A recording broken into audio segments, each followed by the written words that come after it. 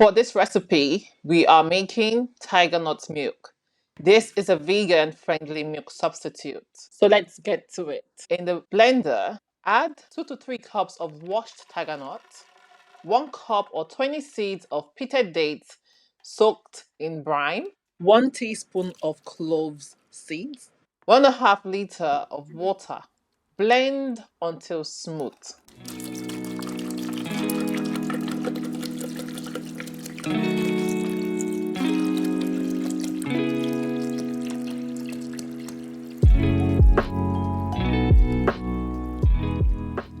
Using a cheesecloth, sieve out the milk from the shaft.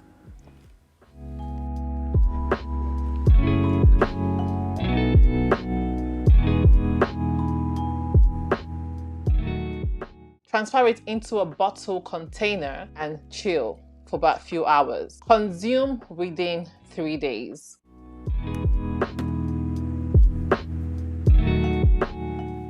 I hope you'll try this recipe. Please leave a comment, like, follow us for more recipe. See you on the next. God bless you.